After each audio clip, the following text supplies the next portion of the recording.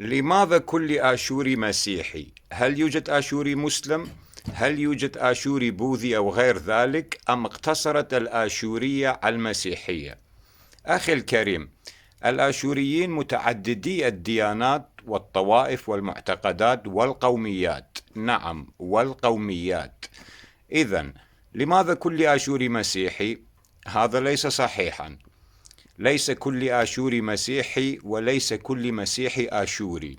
هل يوجد آشوري مسلم؟ نعم، والكثير. هل يوجد آشوري بوذي أو غير ذلك؟ أم اقتصرت الآشورية على المسيحية؟ نعم، يوجد آشوري بوذي وغير ذلك، ولم تقتصر الآشورية على المسيحية.